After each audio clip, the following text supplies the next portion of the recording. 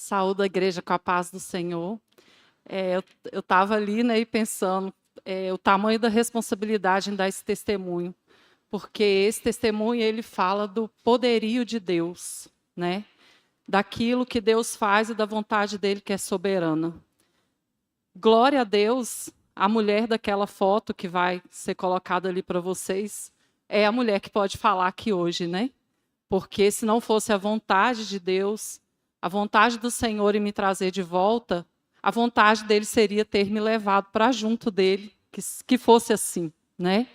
Então eu posso glorificar o nome do Senhor, porque aquela mulher entubada, em coma, hoje fala aqui com vocês.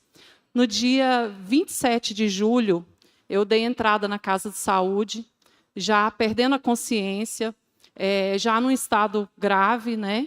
Eu tive um quadro de cetoacidose, que é chamado, né, esse quadro, que é um agravamento do diabetes, que faz com que gere uma infecção no organismo, e o sangue ele se torna em ácido, muito ácido. O sangue do meu corpo ele virou acetona. E essa acetona faz com que todos os órgãos sejam afetados. No dia 27, quando eu dei entrada, já era muito grave o quadro, eu já estava dando sinais de um coma, né, de perda de consciência.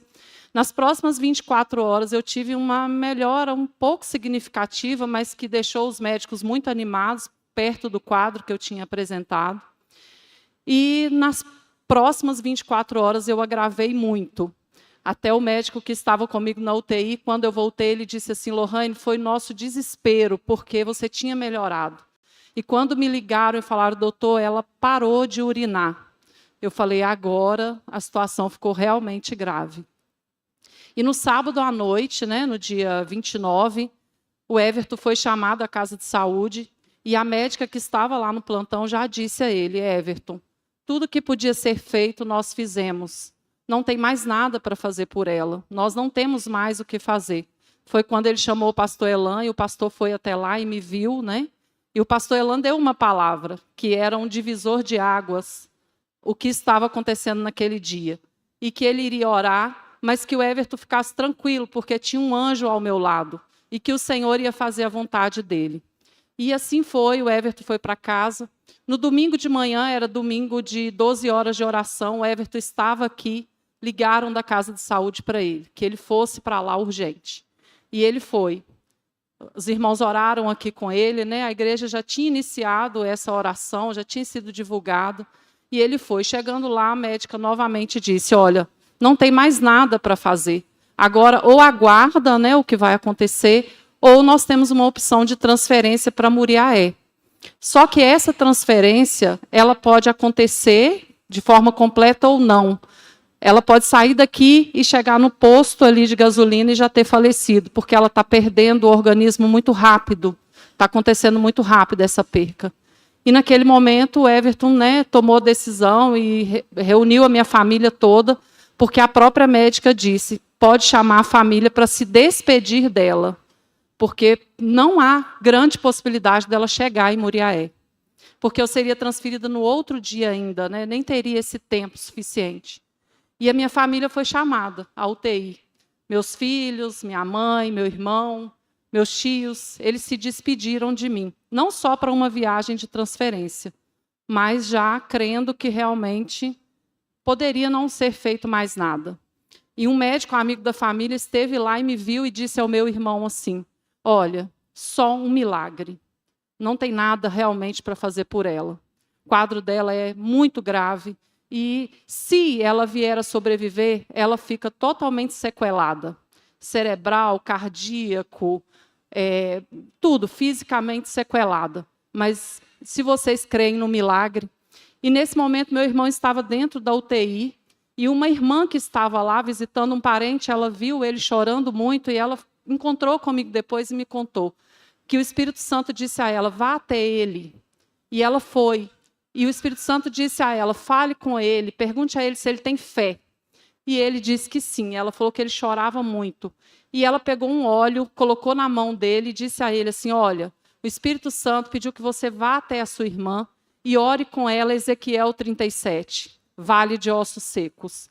faça somente essa oração e deixe nas mãos do Senhor. E ela viu que ele foi e fez, e ali ela falou que ele já mudou totalmente aquele semblante, né, de que estava muito abatido e muito triste com tudo que estava acontecendo. Na segunda-feira, dia 31 de julho, eu fui transferida para Muriaé. Eu estava em coma, já estava entubada, né, e eu fui transferida. E eu cheguei em Muriaé, eu precisei passar por hemodiálise, que aqui não tinha, e o meu rim já estava parado. Então, eu fiz 5 sessões de hemodiálise lá. Eu fiz 4 entubada e 1 já acordada. E eu passei por essas sessões de hemodiálise e, com 10 dias de entubada, o Senhor me despertou. Eu acordei na UTI e fui estubada. Eu sabia, né, tomei conhecimento do que estava acontecendo comigo naquele dia. E, a partir dali, eu comecei a perceber como as pessoas daquela UTI olhavam para mim. Eu me achava, irmãos, um fantasma, porque eu percebia que eles olhavam e pensavam assim, como ela está aqui? E eu tive a comprovação disso, porque a seguir foi uma enfermeira na UTI, e ela me falou assim, olha, nós tiramos você totalmente roxa da UTI móvel. Nós olhamos um para os outros e falamos assim, é só colocar na cama e aguardar o momento de dar notícia para a família.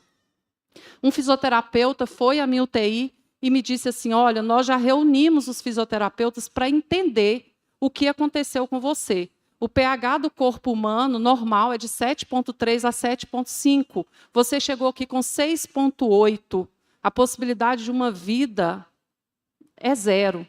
E se tivesse vida, nós discutimos isso aqui na UTI o tempo todo olhando para você. Vai ser sequelada. Não tem possibilidade. Eles chamam de... As células estavam todas fritas. Não tinha mais o que fazer. Então, eu só olhava para eles e falava assim, o Senhor fez, o Senhor fez.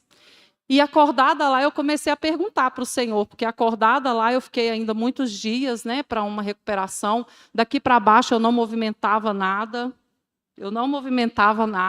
não mexia nada, e eles diziam que eu seria sequelada.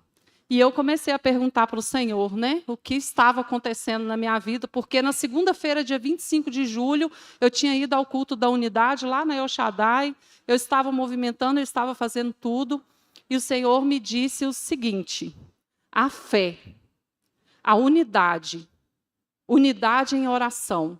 Eu estou com meu ouvido inclinado e ouvindo o clamor do meu povo. Basta pedir. Basta pedir. E outra coisa que o Senhor colocou no meu coração, muitas vezes nós estamos num culto como este, seja na nossa igreja, aqui em outra igreja, os pastores estão pregando sobre as maravilhas. Aquele homem que desceu do telhado da casa, a mulher do fluxo de sangue, a filha de Jairo, e nós damos glória a Deus, e nós agradecemos ao Senhor. E o Senhor não faz essa maravilha na nossa vida? Qual é o tamanho da nossa fé? Nós damos glória a Deus para todas as maravilhas que o Senhor fez, e Ele disse, eu sou o mesmo, ontem, hoje e serei para sempre. Irmãos, eu não tenho sequela nenhuma. Eu voltei da minha internação com uma filtração renal de 32%. Com 30 dias eu cheguei a 70%. O nefrologista me disse assim, você não é renal crônica, você não tem nenhum tipo de lesão renal.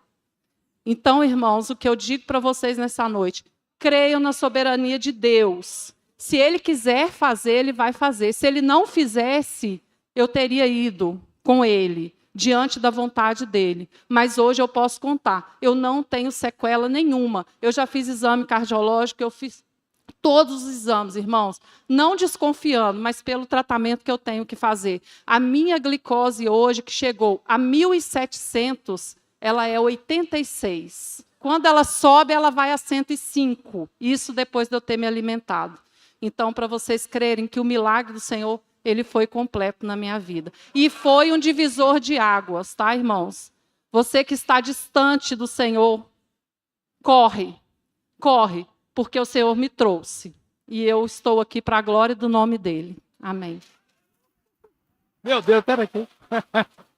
Vamos ficar de pé. Aplauda mais forte ao Senhor. A Ele a honra, a Ele a glória, a Ele o louvor, a Ele a adoração. Vamos erguer as mãos e adorar o Senhor nessa hora, pela sua glória, pela sua majestade, adore. Aleluia. Deus de milagres, Deus de maravilhas. O mesmo Deus de ontem e de hoje está presente aqui. Coloque a sua mão direita na altura do seu coração e clame a Deus pela maravilha que você necessita. Talvez você conheça alguém que está numa situação muito pior do que essa, ou numa situação espiritual, ou numa situação emocional, ou numa situação física. Senhor, neste momento nós clamamos, realiza maravilhas no nosso meio mesmo, Senhor. Aonde há santidade, aonde há santificação, o Senhor manifesta a sua glória. Muito obrigado pelo milagre na vida de Lohane, na vida de Everton, de sua família. Muito obrigado, ó Deus, porque o Senhor tem aberto portas tremendas para essa família. E, ó Deus, eles estão posicionados em Cristo Jesus. Muito obrigado porque, ó Deus, nós temos essa presença maravilhosa em nosso favor. Em nome de Jesus, amém.